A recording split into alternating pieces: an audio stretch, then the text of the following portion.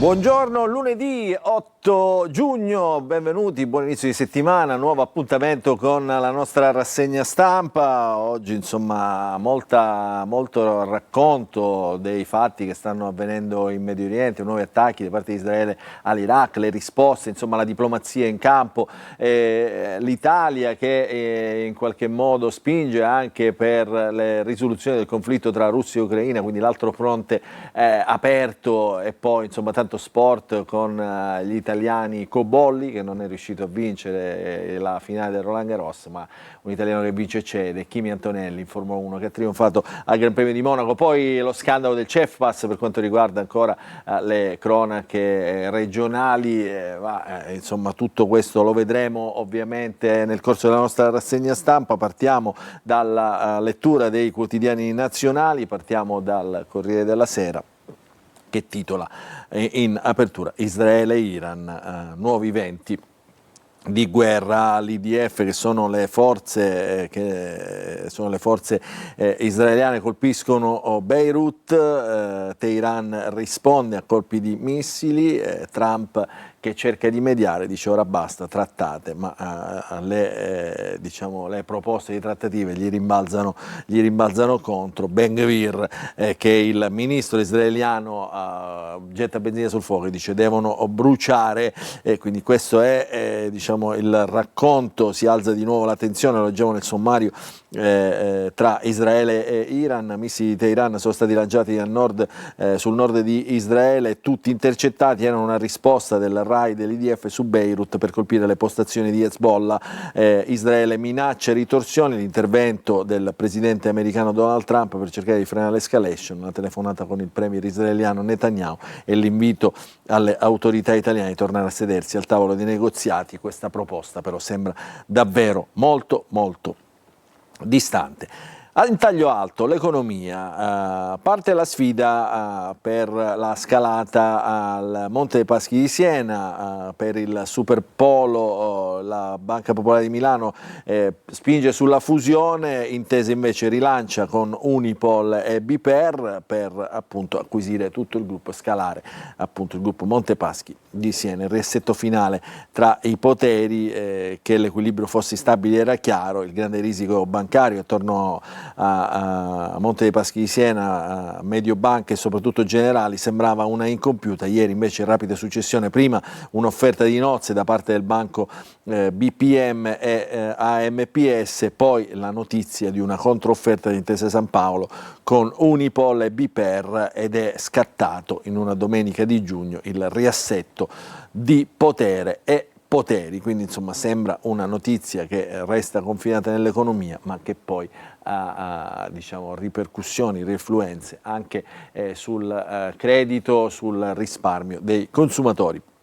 Queste le due principali notizie. A centropagina vedete le foto di Cobolli, Roland Garros che perde al quinto set contro il numero 3 del mondo Zverev, in una finale combattutissima, lunghissima, mentre questo ragazzo con i pugni in alto, la bandiera italiana sulle spalle, Kimi Antonelli, che è da leggenda, dominio a Monte Carlo, vince anche questa gara in testa al campionato del mondo di Formula 1 con la sua Mercedes. Questa è la prima pagina del Corriere della Sera. Andiamo su Repubblica, Iran, missili su Israele, vedete stessa scelta di apertura, l'IDF attacca Beirut e Teheran lancia una rappresaglia sulle basi militari, allerta degli Stati Uniti, Trump a Netanyahu fermati, c'è l'accordo vicino, vertice invece sull'Ucraina, negoziati diretti con Mosca. Su questa notizia è ripresa anche nel sommario. Londra, il presidente Zelensky incontra Starmer, Macron e Merz, non c'è Giorgia Meloni che preferisce parlare poi al G7. Antonelli principe di Monte Carlo, eccolo qua che festeggia. Cobolli invece sfiora il trono a Parigi. Di spalla troviamo il risico bancario e la sfida per l'acquisizione, per la scalata a MPS. Queste le notizie principali su Repubblica. In taglio basso troviamo la notizia segnalata e sollevata proprio ieri dal quotidiano La Repubblica, un senatore di Forza Italia è accusato di stupro, quindi si apre un'inchiesta, la apre il Presidente del Senato Ignazio La Russa per accertamenti necessari sul caso, e il senatore, che si chiama Silvestro, si difende, dice: io sono estraneo ai fatti, però c'è una frase in commento che fa così davvero salire il tono della polemica. Dice, commentando appunto chi lo accusa, dice: io sono un bel ragazzo, lei una normale, quindi scoppia la bufera politica. La vittima dice: insulti dopo gli abusi, ho solo detto la verità, in un'intervista proprio al quotidiano La Repubblica, che se abbiamo tempo vedremo più avanti. Andiamo a vedere La Stampa, sempre titoli di prima pagina: intesa Unipol Montepaschi, anzi intesa Unipol su Montepaschi, quindi il gruppo che prova alla scalata al gruppo bancario. Poi Netanyahu attacca Beirut, la vendetta iraniana, missili di Pasdaran sul nord di Israele, summit volenterosi con Zelensky, nuovi aiuti militari, le condizioni per la pace.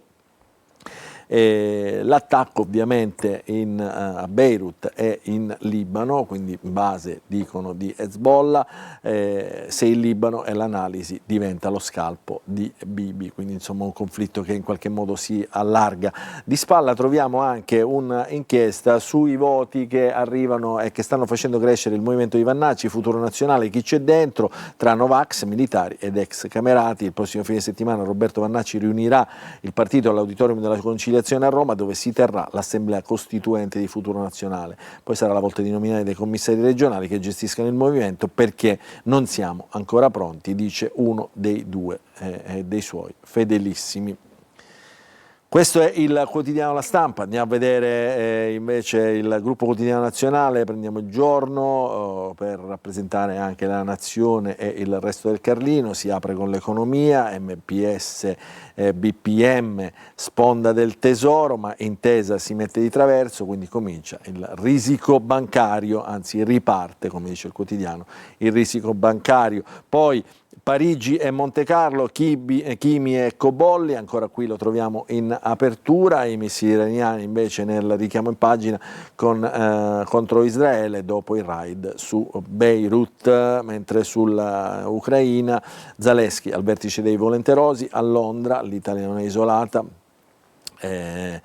congelare il fronte, quindi su questo fronte appunto del conflitto tra Russia e Ucraina si muovono le diplomazie. Andiamo a vedere un po' di quotidiani politici con Il Giornale, che apre ancora con le prove di Superbanca, la rivoluzione del risparmio italiano, con le notizie che abbiamo visto, il risico bancario all'ultima curva nell'editoriale e nel fondo, sul Giornale di oggi di De Paolini. Mai credere a un banchiere quando giura che non farà mai una certa operazione, nemmeno quando giura sulla cosa che gli è più cara, fa parte del mestiere. Del resto la storia della finanza è costellata di fusioni nate dopo smentite solenni, e il grande risico bancario italiano degli ultimi 18 mesi non fa eccezione, anzi probabilmente passerà agli archivi come la stagione nella quale si sono ascoltate più smentite dai protagonisti che indiscrezioni sul mercato. Oggi però il velo sta cadendo con l'offerta d'acquisto che Intesa Sanpaolo si prepara a lanciare su Montepaschi di Siena. Probabilmente oggi stesso il riassetto del credito italiano entra nella sua fase decisiva, e questo nel racconto è quello che sta accadendo nel mondo delle banche in Italia. Questo è Il Giornale nella sua prima pagina. Andiamo a vedere La Verità, sempre quotidiani di centrodestra, le accuse e le controaccuse sulla Grazia Laminetti, l'antiberlusconismo boomerang, Laminetti fa il festino alla sinistra, perché insomma lo scoop era stato sollevato dal Fatto Quotidiano, poi cavalcato insomma da tutti i giornali. Invece oggi, diciamo, arriva un'altra tegola sulla campagna, dice così, scrive così, di Travaglio contro l'ex consigliera Lombarda Graziata Dal Colle. La super testimone dal notaio dice di non sapere nulla delle cene eleganti al ranch, maxi causa di Cipriani, al Fatto avviata negli Stati Uniti che si fa pesante. Su questa notizia però risponde il Fatto Quotidiano, che scrive: i racconti di Graziella in audio e in chat prima del dietrofront.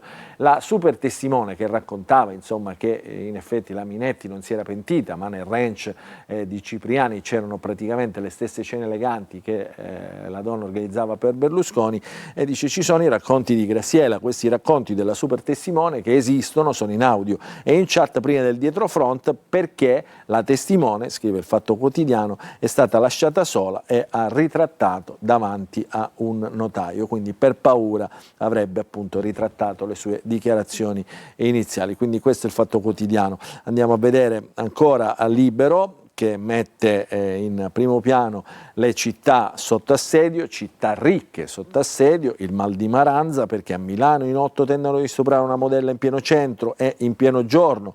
A Como fanno accoltellate nel salotto chic della città ed è gravissimo un ragazzo. A Bolzano invece le bande si scontrano in centro, paura e 2 feriti. Quindi questo è, diciamo, sulla sicurezza, la prima pagina di Libero, che poi mette d'appoggio di spalla la storia del gioielliere e la Cassazione sui ladri uccisi, il gioielliere che sparò ai ladri che rapinarono, fecero una rapina nella sua gioielleria. Il 15 luglio decideranno, dice, se starò in cella fino a 90 anni, quindi questo è il gioielliere che si chiama Roggero. Ultima pagina prima di andare in pausa, la prendiamo dal Domani, quotidiano del Domani, che apre ancora sulla grande sfida di Intesa e BPM per MPS. Il risico riparte, l'obiettivo appunto è generale. Ci fermiamo, piccola pausa, ritorniamo subito dopo nella seconda parte della nostra rassegna stampa con i quotidiani regionali.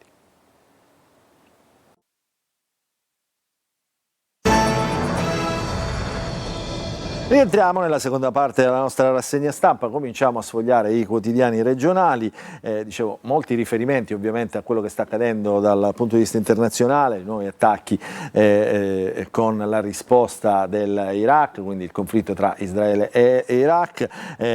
Racconti ancora sul CEFPAS, le carte di questa inchiesta che sta sconvolgendo ancora la regione siciliana partono da Caltanissetta, poi insomma ancora le notizie che riguardano lo sport. Allora andiamo a vedere la Gazzetta del Sud, cominciamo la nostra rassegna stampa proprio con la Gazzetta del Sud, il quotidiano dello Stretto, quindi della parte di Messina, missili iraniani contro Israele, notizie che abbiamo già letto sui quotidiani nazionali, quindi Medio Oriente la pace è più lontana. Di spalla però troviamo una notizia che riguarda un incidente mortale avvenuto nel fine settimana a Messina, l'impatto fatale che ha spezzato i sogni di uno studente modello, la morte di Riccardo Coglitore in un incidente stradale, frequentava l'Istituto Verona Trento, la passione per la musica, insomma tutto raccontato in questo articolo che troviamo richiamato in prima pagina sulla Gazzetta del Sud. Sempre su Messina, missione romana per Basile, dal piano casa alle aree per la ferrovia. Domani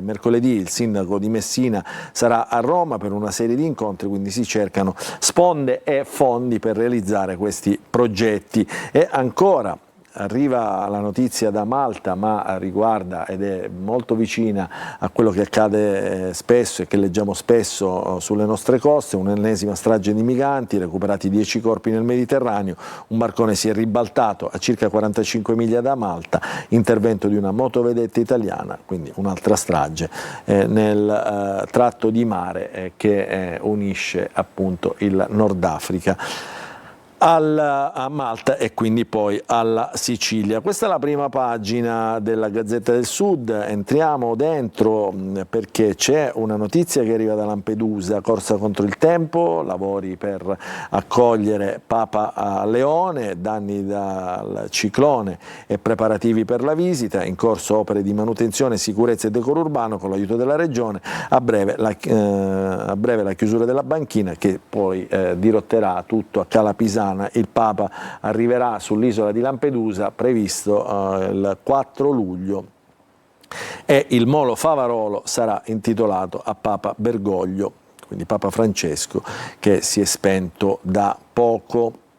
questo è il sindaco che vedete qua che parla su uno dei tratti di mare di Lampedusa. Andiamo a vedere altre notizie. La notizia di questo ragazzino morto sabato sera, tragedia della strada, che ha spazzato via la vita del quindicenne, studente brillante del Verona Trento, cantava, recitava, frequentava un'accademia, si preparava a interpretare un personaggio di Grease. La morte di Riccardo, viveva sogni a ritmo di musica e a passo di danza, davvero una tragedia che si è verificata a Messina.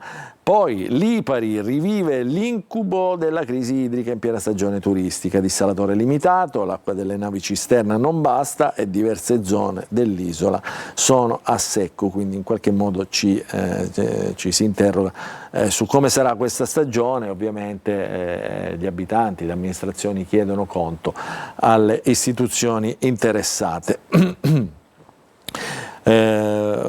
Violenza senza confini in Sicilia, a Marzamemi dopo una rissa è morto un commerciante, si è spento per un malore dopo 5 giorni, era un sessantenne che nella tarda serata del 2 giugno era stato colto da malore mentre a pochi passi dalla sua attività commerciale era in corso una maxi rissa scoppiata nel centro di Marzamemi. Siamo nel borgo marinaro del comune di Pachino, siamo nel Siracusano. Ancora, sempre dal Giornale Sicilia, anzi scusate, dalla Gazzetta del Sud, prendiamo le notizie che arrivano da Messina. Missione romana per il sindaco, al suo ritorno, le nomine in giunta, quindi bisognerà aspettare il fine settimana per comprendere come sarà la nuova giunta del Basile bis. Andiamo sul Giornale Sicilia invece, eccola qua la prima pagina, tutte notizie di carattere nazionale ed internazionale, dall'Ucraina all'Iran alle guerre senza fine, poi il successo di Kimi Antonelli a Monte Carlo, è il più giovane di sempre, e poi ancora Cobolli che si arrende a Zverev al quinto set al Roland Garros, mentre c'è una notizia che riguarda il mercato del Palermo. Il Palermo fa i conti, gli esuberi possono fruttare un tesoretto, quindi si ragiona già per la prossima stagione dei rosanero. Ieri ha giocato anche la nazionale italiana guidata da Silvio Baldini, che non parteciperà ovviamente al mondiale che comincerà tra qualche giorno tra Canada, Stati Uniti e Messico. La nazionale Baldini tutta grinta, doma la Grecia, vince per 1-0, quindi in trasferta, con un gol di Pio Esposito, l'attaccante nerazzurro, che regala il secondo successo di fila agli azzurri di Baldini. Questo è il Giornale Sicilia. Andiamo invece sulla Sicilia, l'ultimo quotidiano che vediamo oggi, ancora apertura dedicata alla cronaca internazionale, attacco a sorpresa di Israele su Beirut, l'Iran ne risponde, missili su Tel Aviv, poi Zalesky con i volenterosi che cerca sponde appunto per nuove armi, ma soprattutto per dare forza alla sua azione, e poi il risico bancario che abbiamo già visto sui quotidiani nazionali. Ma vediamo le notizie in pagina che riguardano la Sicilia, ancora sull'inchiesta CEFPAS, le carte dell'inchiesta, le mani di Forza Italia sul sistema sanitario, siamo squadra. Diverse anime del partito di Berlusconi e la guerra tra deputati per la spartizione degli incarichi del CEFPAS, le carte dell'inchiesta della squadra mobile di Caltanissetta documentano strategie messe in campo da Forza Italia per garantirsi un posto al sole nella sanità, settore che vale milioni di soldi pubblici. Poi ci sono varie retroscene, insomma, che raccontano anche aspetti diciamo esaminati nelle carte di queste inchieste, che riguardano il deputato Gallo afflitto, l'amalgama da Lombardo al PD, non siamo ingordi, quindi un retroscena. Sull'Etna c'è un'intervista al presidente del Parco dell'Etna, Massimiliano Giammusso, che parla di ipotesi di ticket, eruzioni fruibili ai turisti per insomma, dare vivacità, sbloccare l'impasse burocratico che ingessa il vulcano. Andiamo a vedere sempre dal quotidiano La Sicilia, entriamo in pagina. Il caos di Forza Italia che controlla la sanità, il deputato che è all'afflitto, che è questo qua che vedete nella foto, che diceva appunto noi siamo squadra. Ci sono anche nel retroscena delle chiamate Paolo Berlusconi. che diciamo, era uno degli interlocutori diciamo, di Gallo Afflitto, altro che spacconeria grigentina. Il certificato di garanzia sui contatti tra Gallo Afflitto e il fratello di Silvio Berlusconi arriva dalle carte dell'inchiesta. A pavoneggiarsi dei contatti tra il deputato agrigentino e l'imprenditore di Milano è stato Gioacchino Pontillo, il funzionario regionale ritenuto la longa manos di Gallo all'interno del CEFOS. Quindi vedete, si allarga insomma anche la storia dei contatti tra Gallo Afflitto, appunto, che controllava insomma tutti questi incarichi al CEFPAS. Andiamo a vedere velocemente anche il saluto di Dua Lipa e Callum Turner a Palermo. Dopo la festa Palermo ritorna alla normalità, c'è tra gli ospiti anche Elton John, fotografato qui in aeroporto a Palermo. La coppia avrebbe manifestato l'intenzione di lasciare un dono destinato al mondo culturale palermitano, un gesto di riconoscenza verso una città e una terra che ha ospitato il loro matrimonio. Quindi questa si conclude così, insomma, la lunga festa dei novelli sposi. Andiamo a vedere velocemente le altre pagine che riguardano Palermo, con Mondello ancora nel limbo, folla e servizi che mancano. La italo-belga procede con i lavori per partire con la stagione balneare, dopo insomma tutto il caos che c'è stato con concessione revocata, poi restituita, insomma la spiaggia di Mondello ancora senza pace. Poi contro il racket non basta più la solidarietà, questo è l'allarme dell'assessore alle attività produttive Tamaio, e ancora poi un po' di notizie che riguardano la cronaca, che arrivano ovviamente da tutta la provincia. In chiusura vediamo anche la pagina che riguarda Catania, con la razzia fatta alle colonnine delle auto elettriche. Guardate che foto emblematica, eccola qua, i cavi tranciati per rubare il rame, le auto elettriche fermate dai furti dei ladri di rame, introvabili le station attive, mercato nero, il tariffario dell'oro rosso. Quindi in questa inchiesta del giornale si guarda ancora questo mercato diciamo, dei furti di rame, in questo caso che danneggiano le colonnine elettriche. A San Giovanni La Punta, l'appello di una madre: da 3 settimane non posso lavare mio figlio disabile. L'appello di una madre residente appunto di San Giovanni La Punta, dove da settimane manca l'acqua. Poi ancora estorsione e usura, ecco il ruolo nel clan della sposa del superboss. Qui stiamo parlando di un'altra inchiesta, l'inchiesta a doppio petto arrivata in appello. E poi ancora, dopo la partita del Catania del 27 maggio, i botti, la partita interrotta, altri 7 deferiti, quindi arrivano insomma i provvedimenti della questura di Catania. Per tutti si profila il DASPO. E poi triste primato nazionale, ogni anno 1300 ragazzi nel circuito penale. A Catania si registra il drammatico primato italiano di dispersione scolastica e della criminalità giovanile, fenomeni da decenni strettamente correlati tra loro con il territorio. Ogni anno entrano nel circuito penale 1200-1300 ragazzi. Si tratta di giovani che vengono poi sempre dagli stessi quartieri: San Cristoforo, San Giovanni Calermo e Librino. Questo è quanto si evince appunto da documenti e temi discussi proprio in questi giorni. Su questa pagina noi chiudiamo la nostra rassegna stampa di oggi. Vi ringraziamo per averci seguito, l'appuntamento ovviamente ritorna domani. A noi non resta che augurarvi un buon proseguimento di giornata e un buon inizio di settimana a tutti.